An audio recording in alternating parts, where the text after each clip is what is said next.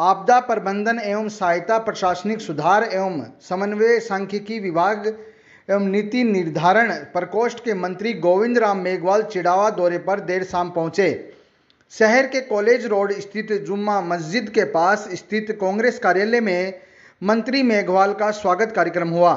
इस दौरान चिड़ावा नगरपालिका चेयरमैन सुमित्रा सैनी की अगुवाई में पार्षदों ने 21 किलो की माला व साफा व पंडित गणेश नारायण बावलिया बाबा की फोटो भेंट कर स्वागत किया। विशिष्ट अतिथि के रूप में पूर्व उप प्रधान रणधीर बुडानिया, समाज सेवी शीशराम हलवाई, पूर्व व्यापार मंडल अध्यक्ष झंडी प्रसाद हिम्मतराम का मौजूद रहे। इस दौरान पार्षद निखिल चौधरी, सतपाल जांगीड़, देवेंद्र सैनी, लोकेश कटारिया, निरंजन सैनी, पार्षद प्रतिनिधि मुकेश पूनिया, मनोज मेहमिया, चरण सिंह, सूर्यकांत शर्मा, मोतीलाल ओष्टू, शीशराम सैनी, प्रदीप रामनिवास सैनी, रविंदर पुजारी, कृष्ण सैनी, अजय नूनिया, संजय चौधरी, मनीष पुजारी समेत बड़ी संख्या में गणमान्य लोग मौजूद रहे। दिल्ली रैली हो रही है और उसकी 6 बजे वीसी है, मुझे वहां अटेंड करना था, अब मैं वीसी के माध्यम से अटेंड करूंगा, इसलिए मैं और भी ज्यादा टाइम देता, लेकिन 6 बजे वीसी के माध्यम से वो मीटिंग बहुत महत्वपूर्ण है। महंगाई को लेकर के है, रैली को लेकर के है, और हम सब जितने भी खड़े हैं सब पार्टी के सिपाही हैं। साथियों, पहले तो मैं आपको बधाई देना चाहता हूं कि नगर पालिका में आपने एक अच्छी कार्यकर्ता को चेयरमैन बनाया। मोदी, नड्डा, शाह व स्मृति समेत आरएसएस पर तीखा हमला, झूठ बोलकर हिंदू मुसलमान को लड़वाने का कार्य किया है भाजपा ने। चिड़ावा दौरे पर आए आपदा प्रबंधन एवं सहायता, प्रशासनिक सुधार एवं समन्वय, सांख्यिकी विभाग एवं नीति निर्धारण प्रकोष्ठ के मंत्री गोविंद राम मेघवाल ने मोदी, नड्डा, शाह और स्मृति समेत आरएसएस पर तीखा हमला बोला है। उन्होंने कहा कि भाजपा सरकार हिंदू मुसलमान को लड़वाने का काम कर रही है। मंत्री ने कहा कि खाने पर टैक्स लगा दिया गया है, साथ ही देश में 60 साल में कांग्रेस ने जो संस्थाएं बनाई उनको बेचने का काम मोदी सरकार कर रही है। उन्होंने कहा कि देश में झूठ की सरकार है, जिसको केवल झूठ बोलना आता है। नड्डा व शाह पर तीखा हमला बोला और तथा स्मृति ईरानी को महंगाई बढ़ने पर नागिन डांस करने की बात से संबोधित किया। इसके अलावा उन्होंने आरएसएस पर बड़ा हमला बोला। उन्होंने कहा कि आज़ादी में कांग्रेस का योगदान रहा, लेकिन महात्मा गांधी को मारने वाला शख्स आरएसएस और भाजपा का था और भाजपा उनका गुणगान भी करती है। वीर सावरकर पर कहा कि जिसने 10 बार अंग्रेजों से माफी मांगी उनको महान बताया जा रहा है। नारा दिया है, पहले लड़े थे गोरों से, अब लड़ेंगे चोरों से। ये चोर हैं, लुटेरे हैं, ये अंबानी और अडानी के मुखबिर हैं। सारा माल उनको बेच दिया। जिस एयरपोर्ट पे लिखा होता था एयर इंडिया, आज लिखा है अडानी एयरपोर्ट। इस पे भारतीय रेल लिखा होता था, आज उस पे क्या लिखा हुआ है? अडानी रेल। बैंक बेचने के लिए तैयार खड़े हैं ये लोग, कोयला बेचने के लिए तैयार खड़े हैं, स्कूलें बेचने के लिए तैयार है, सड़क बेचने के लिए तैयार है। आप धन्यवाद दो कांग्रेस के नेताओं को जिन्होंने इसकी विरासत बनाई देश की। घर में ताली बजाओ, लाइट बुझा दो, मोबाइल की लाइट कर दो, अब सारे थाली बजा दी देश के अंदर। तो बीजेपी वाले बैठे गिन रहे थे अभी तक भी कितने अंधभक्त हैं जो हमारे कहने से थाली बजा रहे। अब मुझे बताओ, थालियां बजाने से कोई कोरोना भागता है? पहले मुसलमानों पे आरोप लगा दिया था। इसलिए मैं कह रहा हूं ये 1 नंबर के झूठे लोग हैं, आपको भ्रमित करना चाहते हैं। हमारे से अयोध्या मंदिर के नाम पे चंदा मांगा, 18 करोड़ का वहां गबन हो गया।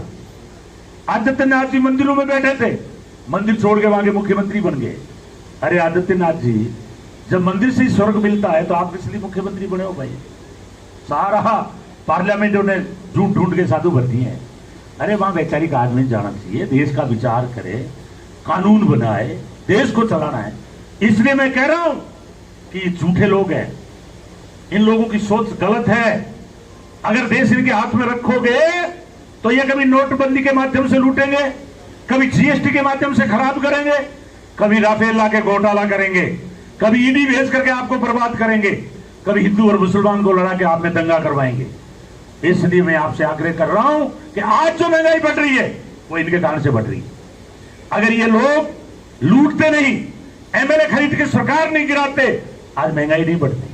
महाराष्ट्र सरकार तोड़ती शिवसेना की, मध्य प्रदेश को तोड़ दिया, गोवा में एमएलए खरीद लिए, कर्नाटका में एमएलए खरीद लिए, और इन्होंने बिहार में कोशिश की थी, पर वहां नीतीश कुमार होशियार निकला कि इनको इस्तीफा देकर के लालू के साथ मिलकर उसने सरकार बना ली।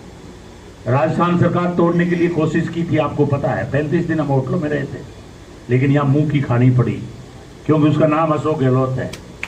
इन्होंने जोर लगा दिया, लेकिन हमने कहा मोदी जी, रुपए पैसे में जानवर बिकते हैं, इंसान नहीं बिकते। इसलिए मैं कह रहा हूं साथियों, आप कांग्रेस के साथ खड़े रहें। इसका मजबूत इतिहास है, इसका सादत का इतिहास है। आपके परिवार को और आपको आगे बढ़ाने के लिए हम प्रयास करेंगे, कभी लड़ाने की साजिश नहीं करेंगे। सब भाईचारे से चले, प्रेम से चले, और इन्होंने जो नफरत की आग लगा दी है, ये आग आपको बुझानी है, भाईचारे का संदेश देना है, भारत जोड़ो यात्रा में भी भाग लेना है, और 4 तारीख को जो महंगाई के विरुद्ध में यह मीटिंग हो रही है, रैली कर रहे हैं राहुल जी और हमारी पार्टी, आपको सबको पहुंचना है। आप देख रहे हैं 60 रुपए का था गैस, और स्मृति ईरानी नागिन डांस करती थी ऊपर लेके टंकी, महंगाई बढ़ गई, महंगाई बढ़ गई, अब चुप बैठी है। बाबा रामदेव कहता था 35 रुपए डीजल मिलेगा, पेट्रोल मिलेगा। बोलो मोदी जी को चाहते हो, राहुल जी को तो लोग कहते हैं मोदी जी को, अब वो मिल गया, 100 के पार चला गया डीजल और पेट्रोल। हमारे आटे पर टैक्स लगा दिया, खाद्य जो सामग्री होती है कभी भी उस पर जीएसटी टैक्स नहीं लगता। ये पहला देश है जहां टैक्स लग रहा है आटे पर, नमक पर, तेल पर, छाछ पर, दही पर, और ये पहले ऐसे राजा बने हैं प्रधानमंत्री अपनी आवाम को मरवा रहे हैं हिंदू मुसलमान करके। इसलिए मैं निवेदन कर रहा हूं, इनकम टैक्स भेज देंगे। अरे मजाक हो गई, प्रजातंत्र में विरोध करना हमारा अधिकार है साथियों। ये ईडी का, फीडी का, टीडी का जो उपयोग कर रहे हैं, आपके वोट में बहुत ताकत है। इसलिए कहा है कि जो बंदूक की गोली में ताकत नहीं है, वो आपके वोट के अंदर है। प्रजातंत्र में वोट से कोई बड़ी चीज नहीं। आपने वोट दे दिया, अंग्रेजों की गुलामी करते थे, मुखबिरी करते थे, उनको वोट दे के ताकत दे दी, और इन पूरे देश में इन्होंने विवाद खड़ा कर दिया। आज आपका रेलवे बेच दिया, बीएसएनएल बेच दिया, एयरपोर्ट बेच दिया। मुझे बताओ आपके बच्चे नौकरी कहां से लगेंगे? कहां गए वो 15 लाख रुपए? कहां गए वो 2 करोड़ रोजगार जिनको आज अग्निवीर की योजना चला रहे हो? 17 साल में लगाओ, 21 साल में रिटायरमेंट। पूरे देश में नौजवान गुस्से में है। जब तुम्हारा रेलवे बिक गया, बीएसएनएल बिक गया, एयरपोर्ट बिक गया, तो मुझे बताओ इन बेरोजगारों को नौकरी कहां मिलेगी? इसलिए मैं आग्रह करने के लिए आया हूं आपसे, ये कांग्रेस को लोहा लेना पड़ेगा। और हमारे नेता राहुल गांधी ने नारा दिया है, पहले लड़े थे गोरों से, अब लड़ेंगे चोरों से। ये चोर हैं, लुटेरे हैं, ये अंबानी और अडानी के मुखबिर हैं। सारा माल उनको बेच दिया। जिस एयरपोर्ट पे लिखा होता था एयर इंडिया, आज लिखा है अडानी एयरपोर्ट। इस पे भारतीय रेल लिखा होता था, आज उस पे क्या लिखा हुआ है? अडानी रेल। बैंक बेचने के लिए तैयार खड़े हैं ये लोग, कोयला बेचने के लिए तैयार खड़े हैं, स्कूलें बेचने के लिए तैयार है, सड़क बेचने के लिए तैयार है। आप धन्यवाद दो कांग्रेस के नेताओं को जिन्होंने इसकी विरासत बनाई देश की। घर में जब कपूत बेटा होता है ना, तो संपत्तियां बेचता है पुरुषों की। इन्होंने वो हालत कर रखी है।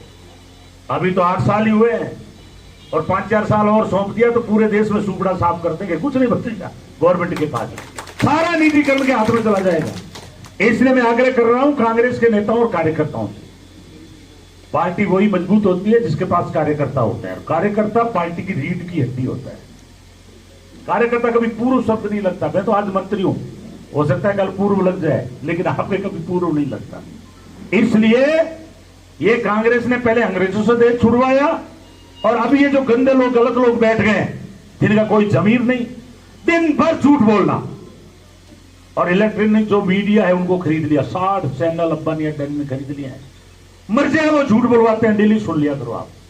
इसलिए मैं कहता हूं कुछ दिनों के लिए अगर अपन मीडिया देखना बंद कर दें तो सोरे रहेंगे, मेरा भाषण नहीं चलाएंगे, और मेरे मुंह से जो आंटी टेटी कोई बात निकलेगी उसको चलाएंगे, ताकि बदनाम कैसे हो कोई। आज अभी मैंने कांग्रेस कार्यकर्ताओं से मीटिंग की है, चूंकि आप जानते हैं कि 4 तारीख को दिल्ली में महंगाई के विरुद्ध पूरे भारतवर्ष की ऑल इंडिया हमारी AICC है, उसके आह्वान पर राहुल जी के नेतृत्व में ज़बरदस्त रैली हो रही है। तो मैंने कार्यकर्ताओं से अपील की है कि ये आज आटे के ऊपर टैक्स लग चुका है, खाने का जो तेल है, दही है, छाछ है, नमक है, सभी चीज़ें जो खाद्य सामग्री है उस पर टैक्स लग चुका है, जो कि इस देश के लिए बहुत शर्म की बात है, क्योंकि ये GST के माध्यम से लूट करके और अपने पूंजीपतियों के घर भरना चाहते हैं। और इस महंगाई का कारण ही यही है कि आज दूसरे देशों में जाओ पेट्रोल सस्ता है, डीजल सस्ता है, हमारे यहाँ महंगा हो रहा है। इसका मूल कारण आज हमारा रुपया गिर रहा है, 80 के पार हो गया है। $1 के मुकाबले में 80 रुपये देने पड़ते हैं, हमारा रुपया गिर रहा है। चूँकि इन्होंने देश की संवैधानिक संस्थाएं बेच दी, बैंकों को उन्होंने लुटवा दिया, इनके कार्यकर्ता लूट के भाग चले गए, इसलिए महंगाई चरम सीमा पर है। जगह जगह ये लोग MLA खरीद रहे हैं। डेमोक्रेसी में इनका भरोसा नहीं है, संविधान को ये जलाने की साजिश करते हैं अपने RSS के माध्यम से, प्रजातंत्र को ये कमजोर कर रहे हैं। आप जानते हैं कि 52 साल तक नागपुर में RSS ने कभी तिरंगा नहीं फहराया, और आज जब इनका भगवान कमजोर हो गया, ये समझ गए कि अब लोग भगवान की कदर नहीं करते, तो इन्होंने तिरंगा यात्रा निकाली और उसमें नेहरू जी का नाम नहीं ले रहे, जबकि नेहरू जी ने 1929 के अंदर तिरंगा यात्रा सबसे पहले फहराया था, जिस टाइम देश गुलाम था। उस टाइम आज़ादी का तिरंगे का नाम लेते लोगों को जेल में जाना पड़ता था। ये वही पार्टी है भारतीय जनता पार्टी, जिन्होंने 1947 में देश आज़ाद हुआ और 1948 में महात्मा गांधी को गोली किसने मारी? नाथूराम गोडसे। वो इन्हीं की विचारधारा का कार्यकर्ता था। आज उसी नाथूराम गोडसे के ये लोग पार्लियामेंट में नारे लगवाते हैं। बहुत शर्म की बात है। अगर वो नाथूराम गोडसे किसी अंग्रेज को कोई गोली मारता तो ये समझ में आती कि भाई आज़ादी का आंदोलन लड़ रहा है, लेकिन इनका आज़ादी में कोई भरोसा नहीं है, प्रजातंत्र में इनका कोई भरोसा नहीं है। इसलिए ये कांग्रेस पार्टी ये जानते हैं कि कांग्रेस राहुल गांधी जी है जो पूरे देश में लड़ाई लड़ रहे हैं, सोनिया गांधी जी इनके दबाव में नहीं आ रहे, अशोक गहलोत जी इनके दबाव में नहीं आ रहे। इसलिए ये कहीं ED का प्रयोग करते हैं, कहीं इनकम टैक्स का प्रयोग करते हैं, कहीं CBI का प्रयोग करते हैं। इसलिए हमारी पार्टी ने नारा दिया है, पहले लड़े थे गोरों से, अब लड़ेंगे चोरों से। क्योंकि आज़ादी से पहले इन्होंने आज़ादी के लिए एक नाखून तक नहीं कटवाया। इसलिए कांग्रेस पार्टी इनसे झुकने वाली नहीं है। महंगाई के विरुद्ध में हम दिल्ली के अंदर जबरदस्त रैली करेंगे और उसके बाद 7 सितंबर से राहुल जी के नेतृत्व में राहुल जी रैली निकालकर कन्याकुमारी से कश्मीर तक पैदल यात्रा। Subscribe now and press the bell icon. Never miss an update.